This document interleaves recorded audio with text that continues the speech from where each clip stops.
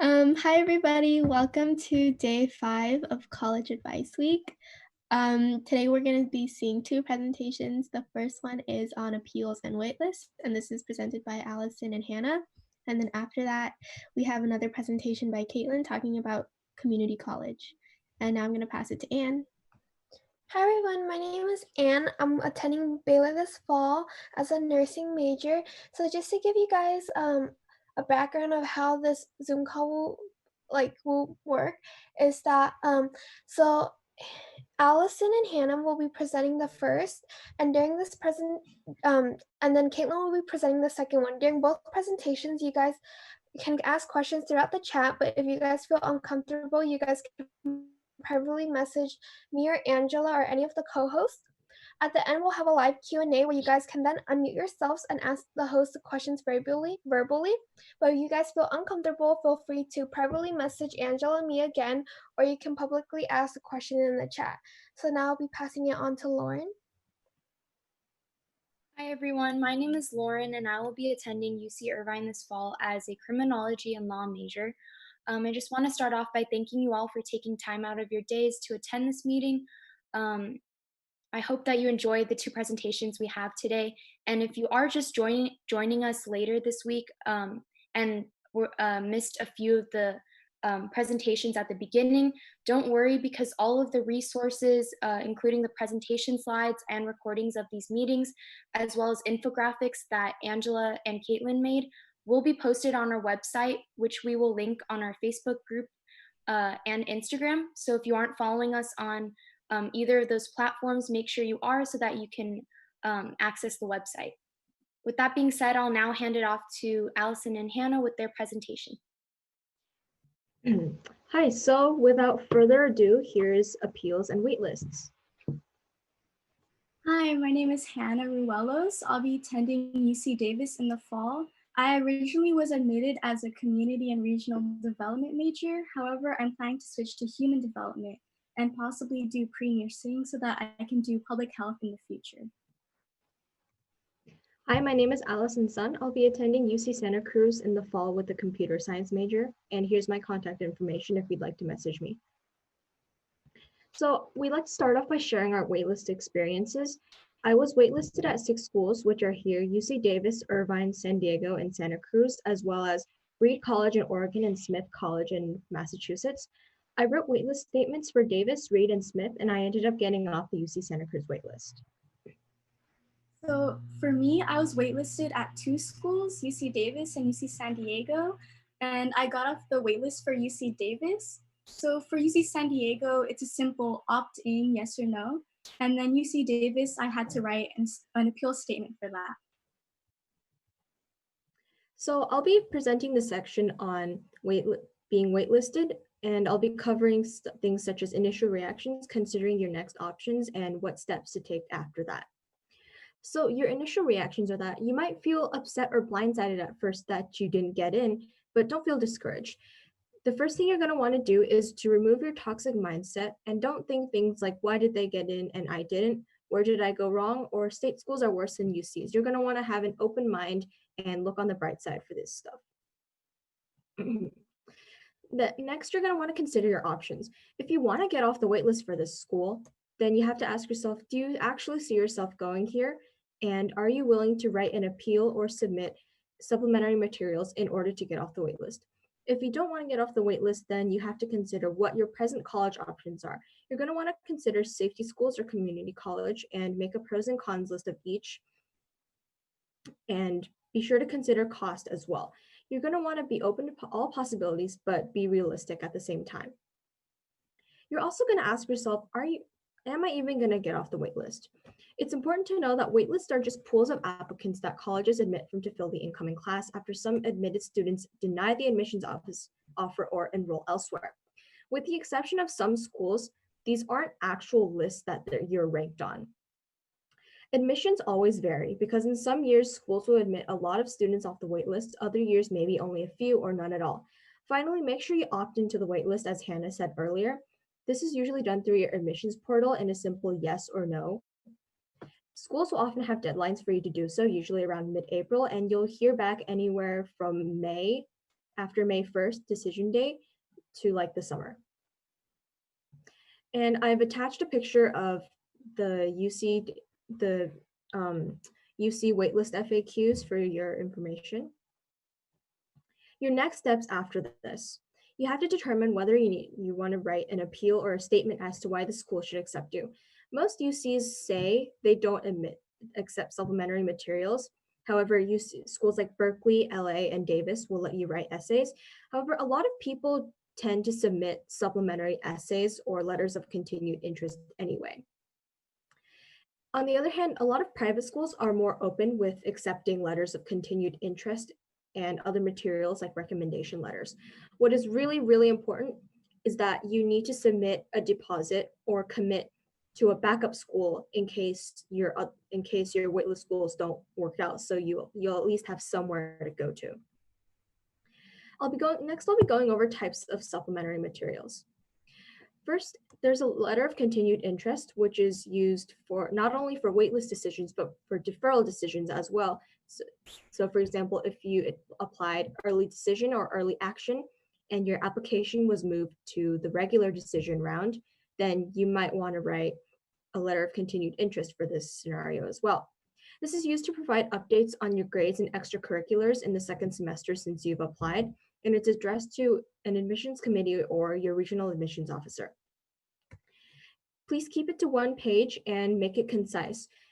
And it's also important to be polite but try to stand out because admissions officers are going to read so many of these letters. Other supplementary materials include additional essays, rec letters, and other things such as lists of awards you've won and things like that. For additional essays, you write about things you haven't talked about in your original app because you've probably already elaborated on these in your original essays. And now would be a great time to do another deep dive into the school's websites to do some more research on things that you feel would be a good fit for you if you went to the school. If you're also getting a rec letter, if you haven't already, you're going to want to get a letter from a teacher who teaches a subject in or close to your major to prove your proficiency and that you would do well in that major if you were admitted. So I have a document to share of a sample letter of continued interest that I put together when I was applying. So as usual, this is in letter format. You're going to want to title it Dear Admissions Committee or look up the name of your regional admissions officer, as admissions officer often have designated areas of the United States that it's their job to cover. And your first paragraph, you're going to want to start it off by thanking them for taking the time to read your app. And I basically consider this a condensed version of why you want to attend this school, because as I said earlier, you probably already elaborated on this in your initial admissions essay. In the next few paragraphs, you're going to want to update the admissions officers or committee on how and what you've been doing in and out of school since applying. And this is going to be the bulk of your letter. Like, how have your grades been? How have your extracurriculars been? And some people like to talk about retaking tests and how that reflects like their academic growth since they've applied. Also talk about stuff like community service and awards. And Irvington kids, Quest is an amazing thing to talk about because Quest is a lot like a senior thesis, and talking about it will show the admissions officer that you're capable of doing such rigorous coursework, and they'll take notice, especially if their school has a senior thesis that's a graduation requirement. And don't forget to discuss your service too. Be sure to stress not only what you did, but what you learned from your activities. And keep it concise, just focus on a few that you feel are most important. Don't forget to connect it to the future and to this college, because maybe you'd like to keep doing a certain activity or sport in college and this school has a good program for that. And you're also allowed to add some soft achievements or hobbies, such as just things you like to do in your spare time that aren't academic, just to show what you're like outside of school, such as journaling or baking. If you have a side hustle, then now would be a good time to mention these. But don't talk too much about these because they're still going to be focusing mostly on what you've been doing that's related to school.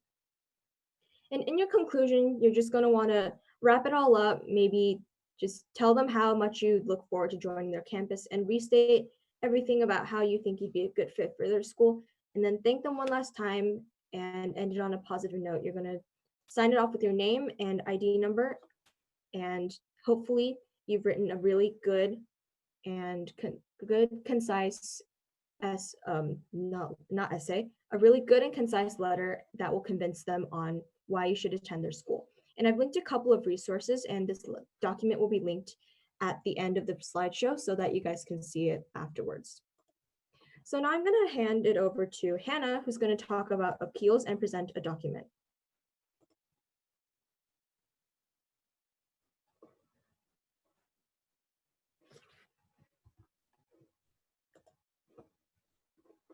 Hannah, whenever you're ready.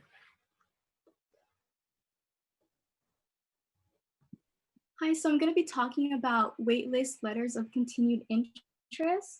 So as mentioned before, you want to mention info that you haven't previously stated. And if you earned new awards or merit after your UC application or after your college application was admitted, you want to mention that as well. However, you don't want to repeat the same info you mentioned earlier. You want to give new information. If you don't mind, could you scroll a little bit? Thank you. So for schools that don't give you a box to write in, you can appeal via email, and it doesn't hurt to. The fact that you are emailing them shows that you're interested and that you're willing to go to school, and it actually looks better for you. So all of this information is very comprehensive, so it will be linked at the end of our presentation as well. You can read more about it. So some sentences that you should include is that, quote, given the opportunity to attend, I plan to happily matriculate because I believe that blank is a place where I will thrive.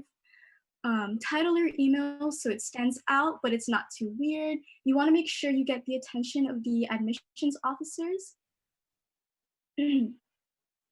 So all of this information, once again, will be mentioned towards the end of the presentation, so feel free to look at it. Now we will be talking about certain appeals and what they mean.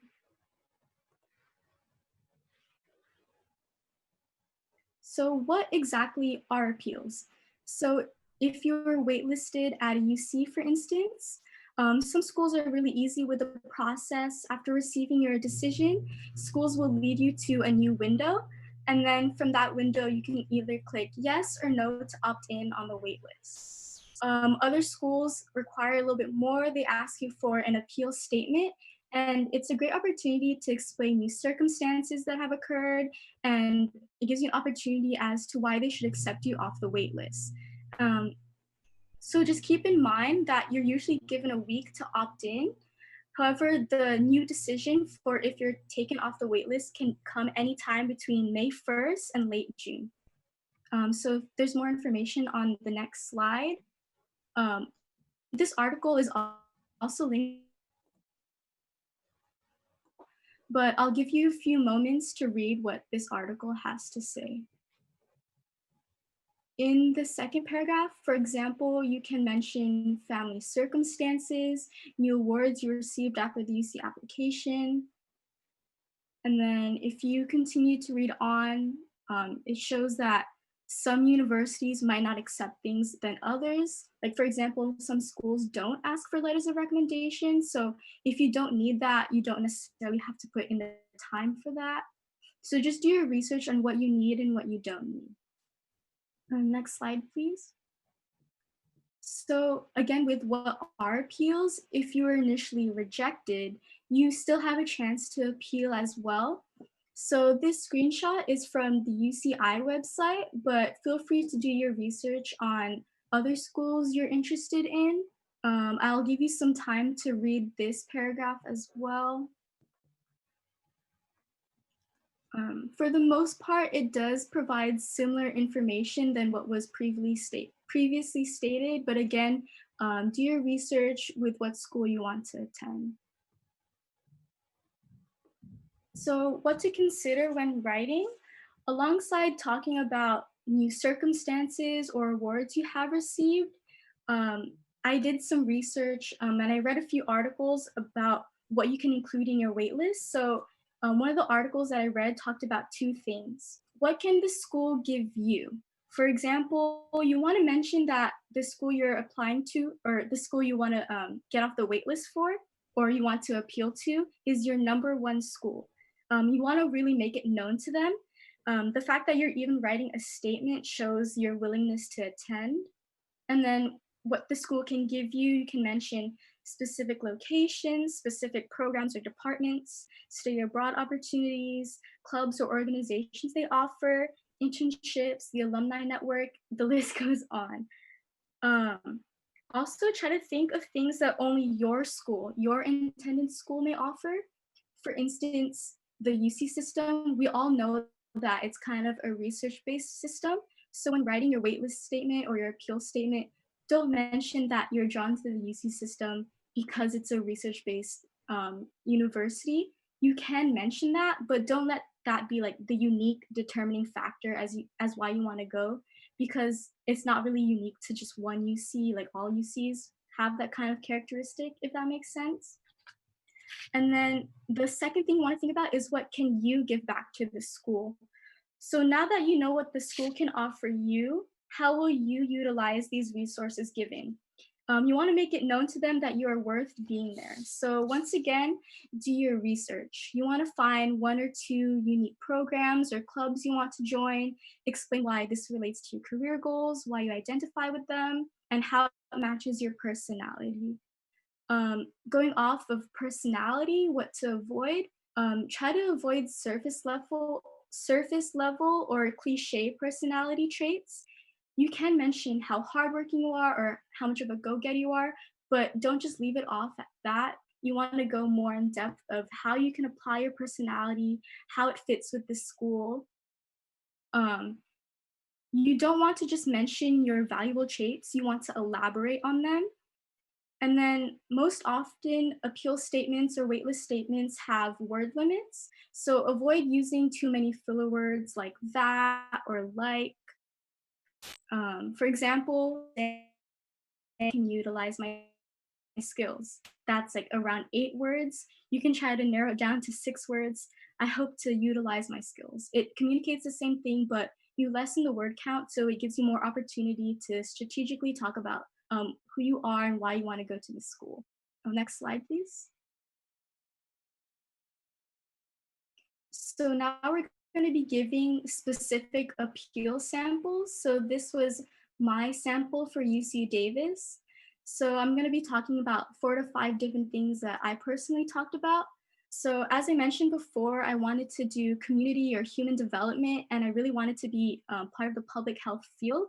So I mentioned that something that I was really passionate about is communities that face health disparities.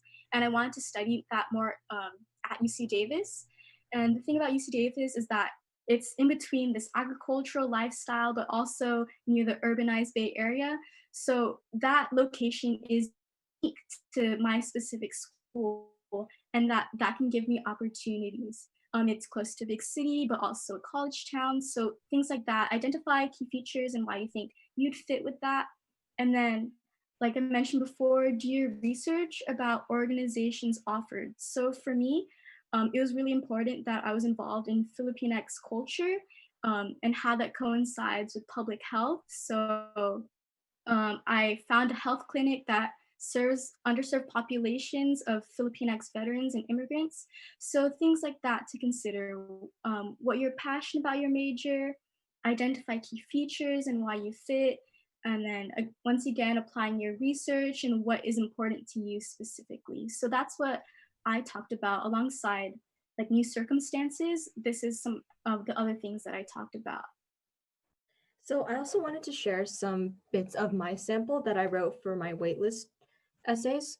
So I was waitlisted at these 3 schools that let me submit extra materials, which were Davis, Reed, and Smith. And at Davis, I wanted to study a field called cognitive science, which is a mix of psychology and computer science. And I showed that I was passionate about my major by listing the reasons why I wanted to study this field in order why I wanted to study this field, because I wanted to explore how they coincide and because I really want to learn about both fields. I identified a key feature of Reed College, which is, if you guys are interested, they basically have this 1 week where they let students run classes on any topic they want. So I did some research on this event called Paideia and used this to support my point that I wanted to learn a lot more than just academic things while I was at school. And I also talked about how I hope to contribute to Paideia by teaching a class on my hobby, bullet journaling. And then I made sure to look at what attracted me to specific schools in particular and how being there would help me specifically. And so I looked at Reed College's computer science major requirements, and I tried to put some specific examples of classes that they offer to show that I did my research on things like programming and algorithms. And I also wrote that I wanted to be able to improve my analytical and problem-solving skills by taking these sort of classes. And for my second example, for Smith College, I wrote that I was drawn to its psychology major due to its really broad and diverse curriculum. They covered areas of all parts of psychology, but also let you do concentrations as well. And they have a really good program if you guys are interested in it, but it's a women's college, just letting you guys know. And I also looked forward to doing research at their college consortium, which is their college is connected to a lot of colleges in the other area where you can cross-register for classes. So here, Hannah and I have linked some articles and documents that helped us when we were doing our presentation. So now we'll open up the floor for questions. If you guys have any, feel free to ask us.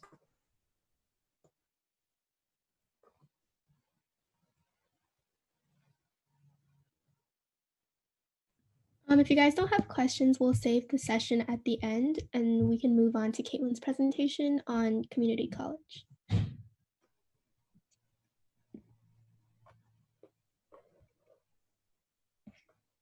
So Kaitlyn, did you want to start sharing your screen? Yeah, just give me like 2 seconds. Okay.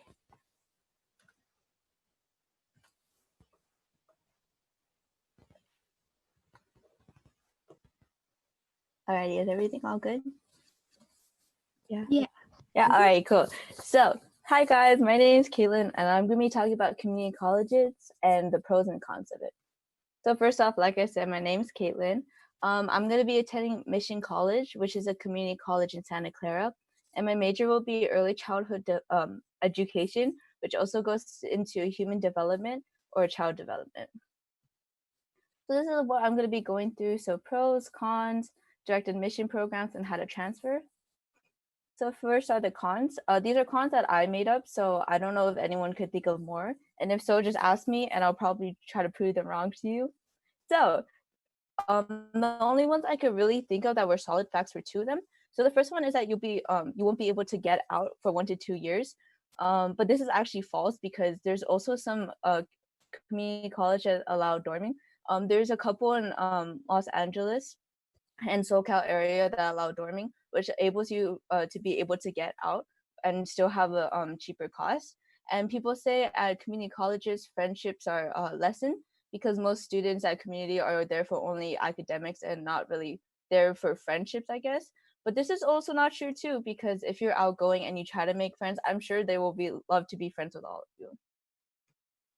So here are some myths about community college that people say.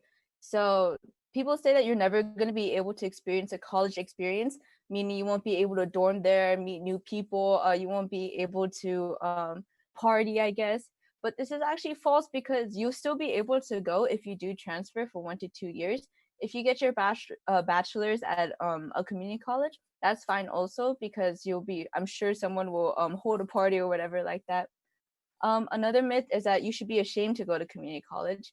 It's kind of at Irvington, it's kind of like an unspoken thing where it's like if you go to community, you're kind of looked down on. But community is not only for students that didn't do well in high school. there's a lot of benefits which I will go over, and you shouldn't be ashamed to go to community at all. People also say that when you go to community, people get stuck there because there's no guidance, but there are lots of counselors that are super sweet that I would love to talk to all of you.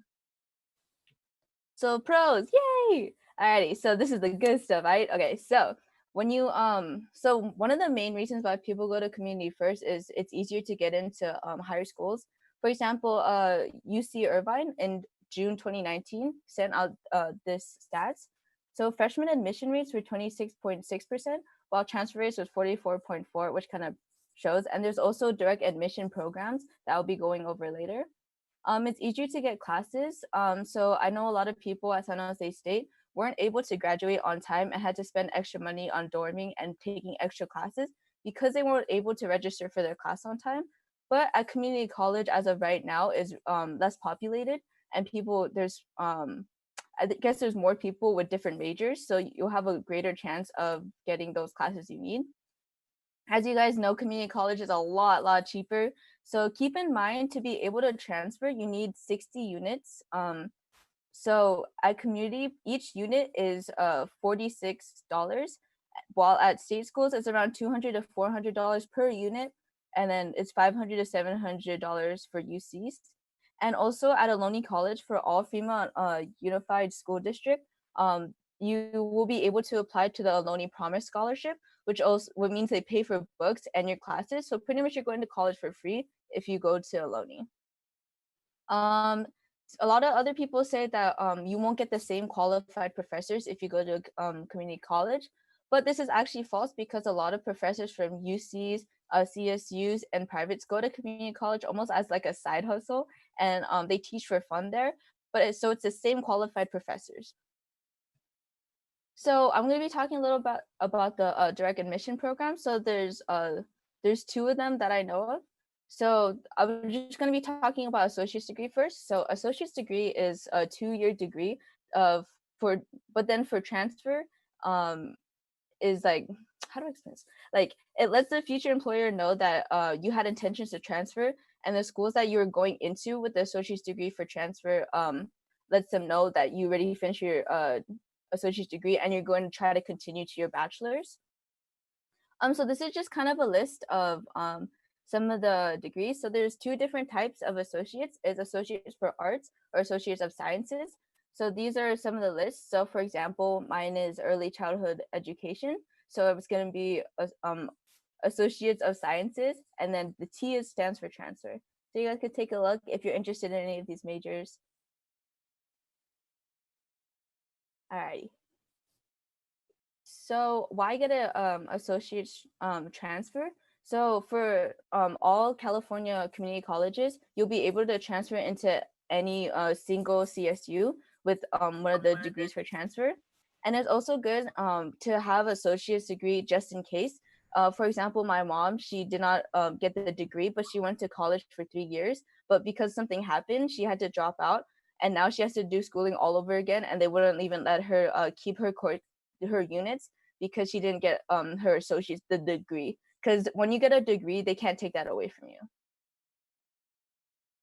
So this is for UC, so it's called a tag. So what you do is you it's through an application. So what you do is you put in all your coursework throughout the time you do it, and then they'll look over it, and yeah, and you just apply. You need a certain GPA, which is a 3.4 GPA, which is kind of a lot less, but it's just the minimum requirement to be able to apply for this program. And you also need 60 semester units or 90 quarter units that are transferable. I'm gonna show you guys a quick. So you'll be able to see what units are transferable through assist.org. So you take your academic year and then your institution. For example, I'm going to Mission College, and I want to go to UCI. So you do view agreements, and then I'll say, let's see, because I need to take an English class for my GEs. Let's go English. Yeah, English and view agreement. So what happens is it will show you a bunch of classes that are transferable. So this side is the side that shows what classes you take at Mission, which will transfer into those classes that you take at UCI. Cool. So going over units, wait, I can't get to it. So these are some of the classes that I'm going to be taking. So it's important for you to be setting up your plan. So when you go to a community college, some people actually don't know what school they're going to transfer into. For example, I'm not sure if I want to go to SLO or I want to go to UCI or one of the UCs. So what I did is I listed out some of the classes. So for state schools, the GEs kind of vary, so you have to look per school. So to get into a state school, there's these areas that cover the GEs, and then these are the other ones. But to get into UC, these are all the ones with the lettering.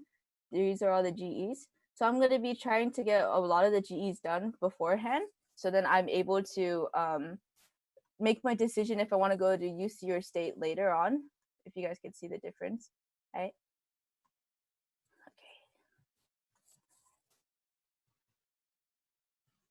Okay, so how to transfer. So you're gonna graduate 2020, yay, or 2021, whatever year you guys are.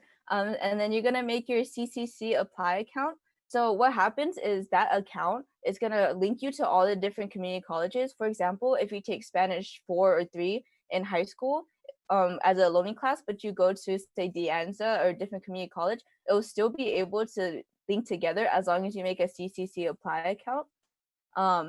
And then you're gonna register for your classes. So any classes you want, either be the GEs or major specific classes, and then you're gonna try to finish it within a year or 2 years, whichever you want. Take your time or speed it up. And then spring 21 or 22, you apply.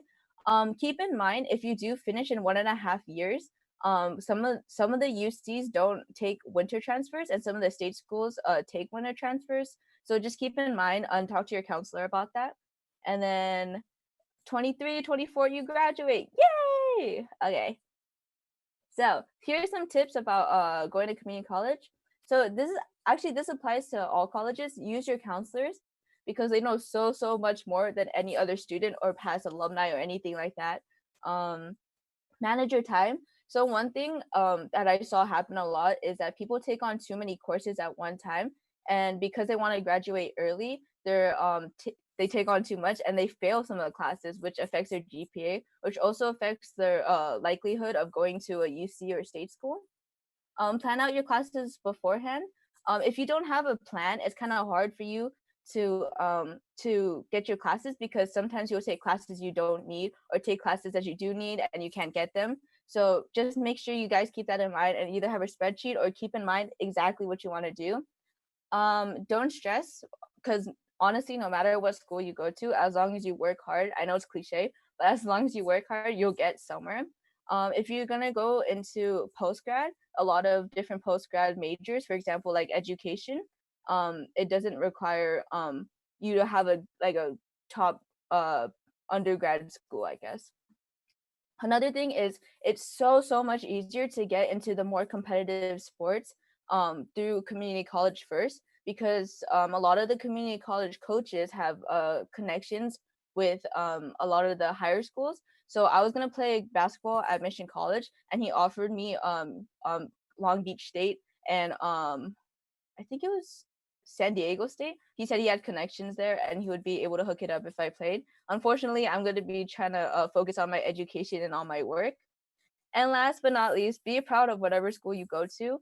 People are going to shame you. People are going to think of you highly, but just know, if you're proud of whatever school you go to, it will show. Like, it doesn't matter what school you go to, I guess, because it will show in your work and where you end up with. So my story is that I was like everyone else. I wanted to go to UC or state, and my sister, she goes to Long Beach, and she came back for a semester because of housing issues, and she went to Mission College, and she was like, "Oh my God, guys, his equipment is so much better. It's so much cheaper." And I was like, "Oh shoot, okay." So I got into a lot of state schools, but as I saw I guess financially and a bunch of other things, I was like, I'm just gonna go to community first, especially with this pandemic going on. I'm paying almost like the same, way less, but getting the same education. So keep that in mind. And then a quote I have for you guys is, when you undervalue what you do, the world will undervalue who you are. Meaning, if you go to community college, don't be ashamed of it. don't undervalue because you're working as hard or even harder than all these other people. Thank you. So these are my contacts. Feel free to add me. I'll leave this up for a little bit. If you guys need any help with community college or sports or anything like that, or just life advice, I'm always here for you guys. All right, so this is the questions time. Woo! Yeah, so we're gonna have our Q&A now. If any of you guys want to ask questions, feel free to leave it in the chat. You can message it to everybody, or you can message it personally to any of the presenters or Lauren, Anne, or I. These questions can be about anything, so open to any topic, not just about appeals and waitlists or community college. So our first question is, for the freshman class of 2020 to 2021, what are some clubs or programs that Irvington offers that you recommend freshmen should try out or explore? On the flip side, what clubs or programs do you not recommend freshmen apply to just for the sake of exploring when they don't know if they are really passionate about something? Ooh. Okay, so I have 2 clubs that are really good for freshmen. So the first one is Key Club because it's kind of like a huge like family. I think someone else, I think Hannah could talk on this or something. But I did this as a freshman and I thought it was really cool to meet all these new people and go to all these different events. Resonance is actually another huge one. If you're musically inclined or like stage production, they put on concerts for benefit concerts, and all the profits go to a certain charity or a natural disaster profit. Or yeah. To answer the question in the chat, Key Club is a service club. So they plan a lot of service learning events where you can get hours to meet your volunteer requirement. And Core Club is also a service club, but you'll be tutoring kids at Warren Springs or Hirsch, and you'll get hours by doing that.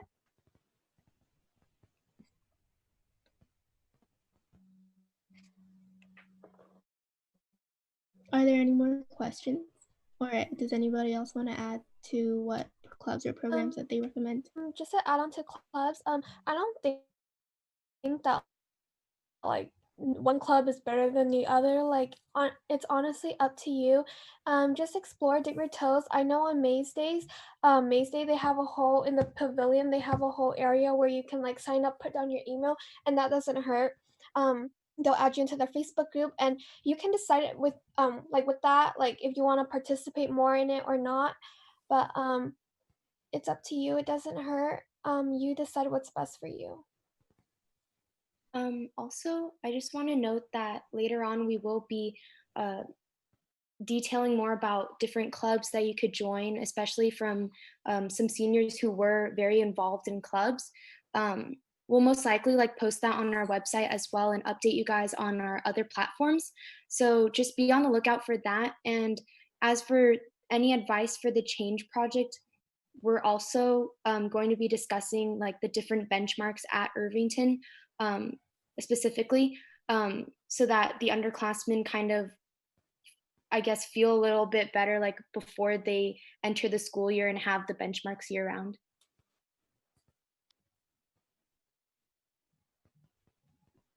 For people wondering about the benchmark projects at Irvington, basically we have 3 projects.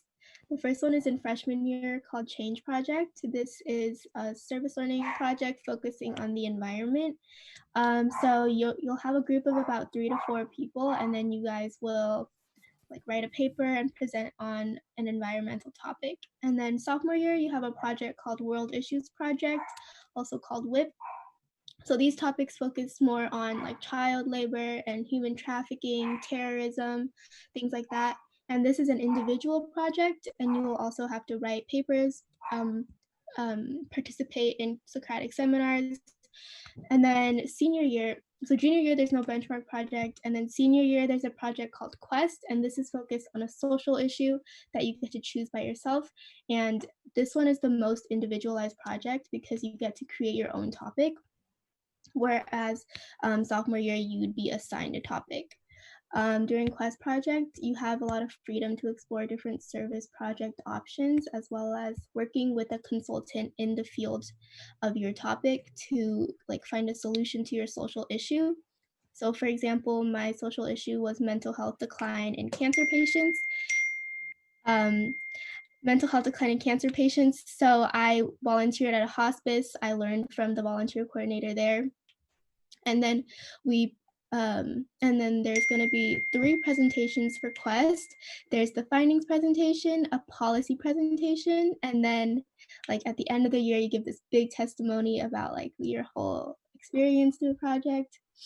I think Lauren wants to add about Quest project. Or also, I just wanted to add, like, on the Irvington website or irvington.org, you can find more about Change, WIP, and Quest. I believe they leave like the handbooks for each project, like they have PDFs for them, like detailing what they're about and what you're going, like the requirements for each. So if you want to learn more about that, you also can access that on the Irvington website. Anne, did you have something? Yeah, I had another question from a student who asked, can you explain more about Quest in general? I think for Quest, before it even happens, I say definitely take Change project and WIP project seriously, because Quest is divided between like the 2 semesters. So the first semester is more finding your experience hours. So that's more of like the community service aspect of it. And then that's kind of like what Change is about. That's like you have to contact organizations that you want to work with. So Change and like first semester of Quest are kind of similar in that way. And then second semester Quest is where you actually find like policies and solutions to the social issue you're interested in. So that's kind of the same thing for WIP project. So WIP, they usually assign you a social issue, and then you have to research what policies you want to implement for that social issue. And that's all what second semester Quest is like. And then Quest kind of combines the 2 into 1 year, if that makes sense. I actually have some advice. So for you incoming freshmen or juniors or sophomores, I would say actually start thinking about your topic already. You don't have to stress about it. You don't have to find it right now, but having like some thought about what you want to do is really helpful. And also try to do a topic like that you're really interested in, or like, because honestly, I know a lot of people who got bored of their topic and it's not as fun. But for example, so I love sports, so I said the lack of funding for sports in general. So it's just something that I'm really passionate about that you could actually make a change in. And yeah.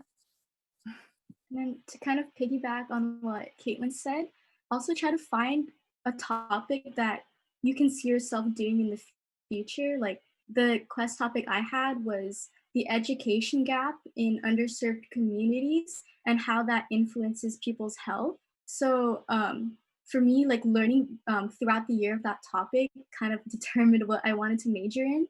And so yeah, definitely find something you're passionate about. You can start thinking about it now, but don't be so stressed. Like the more you start researching about it, the more it can help you in the future and like realize what you want to do and what you want to major in. So just kind of consider that as well. To add on to Hannah and Kaitlyn, I think the best advice we can give to you guys is don't procrastinate on any of the benchmark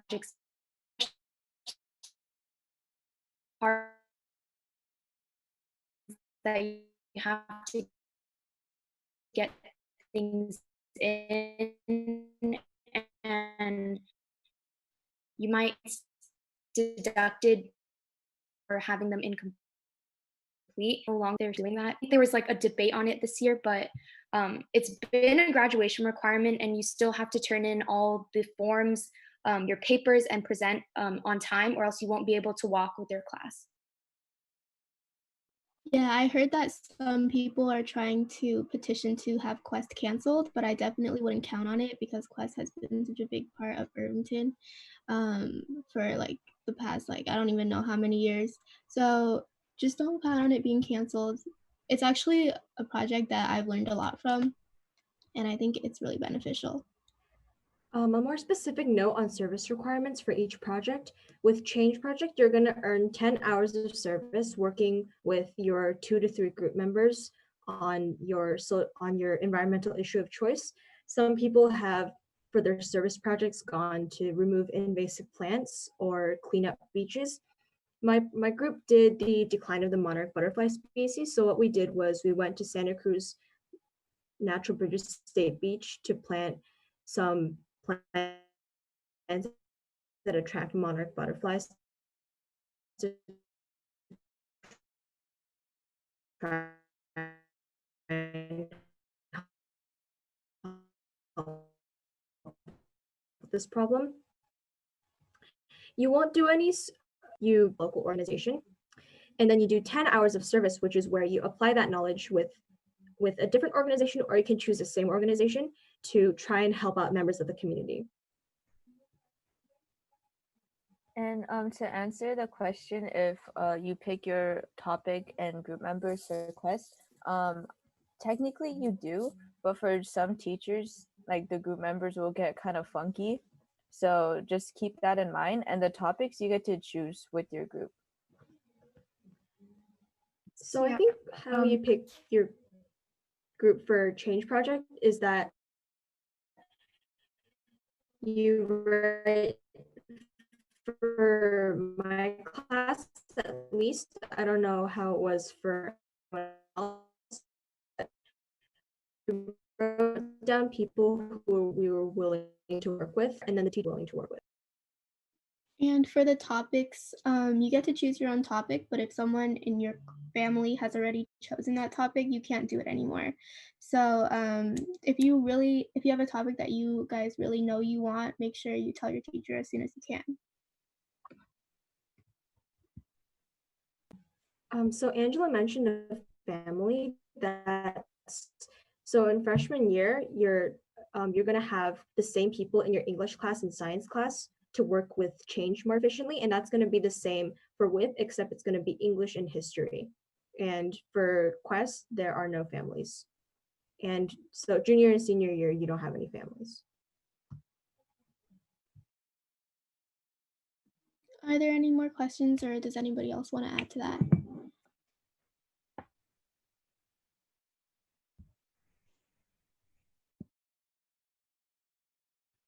Well, I'm gonna answer the question that was asked in like one of the other presentations. So when a community college says that they have higher transfer rates, that just means that there's more people transferring from that community college. It does not mean that the colleges look at that community college and says, oh, I like him better because he's from this college. It doesn't work like that. It just means more people are transferring. Some of the schools have less transfer rates because people go there for their bachelor's rather than their associates. And yeah, so it doesn't matter which community college you go to, it's all on preference, and it won't affect if you get into those higher schools. Yeah. And the next question is, can you elaborate on families and how they work or impact your school life? Does anybody want to answer this one?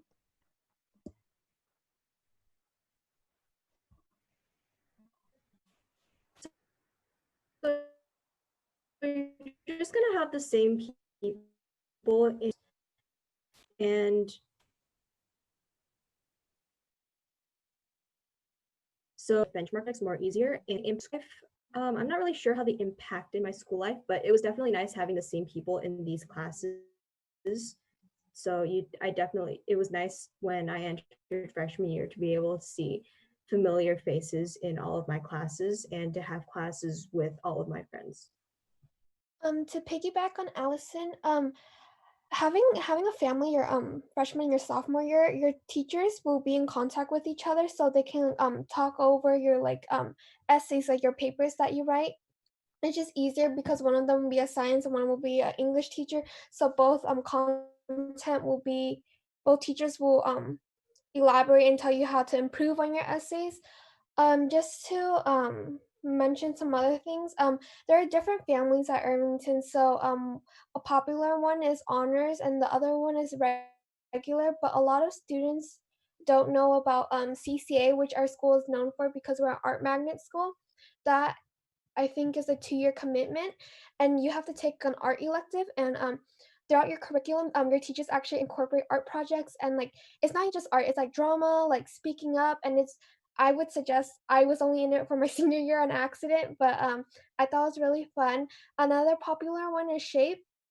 This one is more around physical education, kinesiology. I don't know much about that, but a lot of students are really tight knit in that class.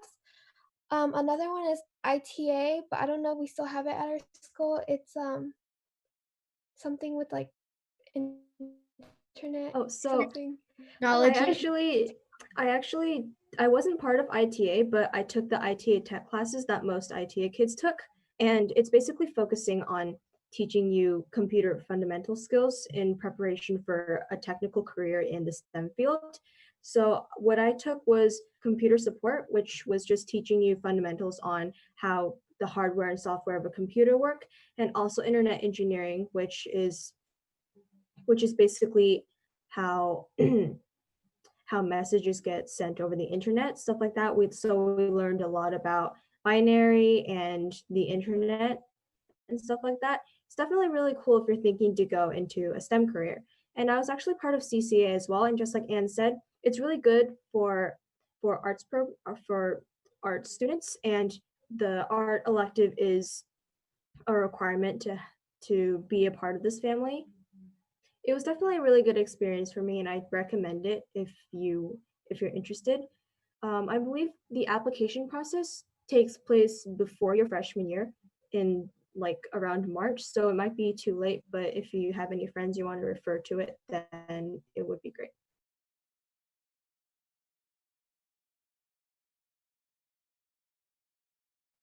Okay, so someone asked what's the acceptance rates for a community. So community, where you want to take alumni classes and still be in high school, so to get some done, which is really, some people do that.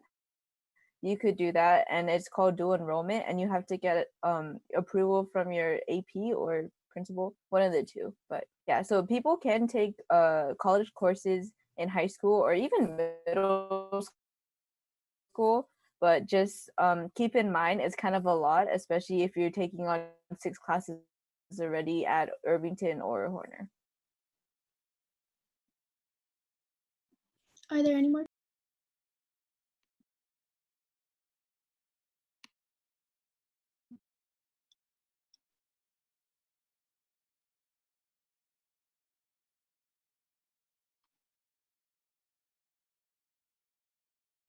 For the question that was just asked, is that do you apply to the same time as other colleges? For community college, you could literally apply whenever you want to take your classes. It takes literally like a few minutes to your application to be processed, and then you can start registering. So when you do your transfer though, it's the same time as other colleges. It varies from college. So some of the state schools I think have the same time, but most of the UCs are kind of off. So just you have to look for school specific when you're gonna transfer from other colleges. Community to other colleges. So it really does depend, but for most of the classes you have to be done with your 60 by the time you want to apply. I hope that answered your question. Does anyone else have any more questions? If not, we can wrap up this meeting. I just want to remind everyone that we will be uploading, or we will be launching our website this weekend. And if you want a link to the website where we will be storing all our resources, such as the presentation slides, recordings, and infographics, make sure to follow us on Instagram as well as join our Facebook group. And if you know other people who may be interested in learning more about like college application process, you can definitely DM or tell them to DM any of us. I'm sure that we'll be happy to help all of you guys. And I think that's about it. I have, so just sorry, someone asked You have another? me. Oh yeah. Yeah, so they asked there aren't any essays. I'm pretty sure there's still essays to apply to UCs even if you're transferring, but to go to community you don't need any essays or anything like that. Again, you have to look for the specific school because, like, for example, state schools, they don't apply they don't require essays to apply even if you're not transferring. So it really does depend. If you're interested, just go to their website and they should have lots of info. And if not, if you're confused, just text me or whatever. Sorry. Go ahead, Okay. Lauren. Thanks for coming, guys. Thanks for coming. We have another meeting at 8, so if you know other people who may be interested, just let them know. We're happy to help you guys. Bye, guys. Thank you, everyone. Thank you.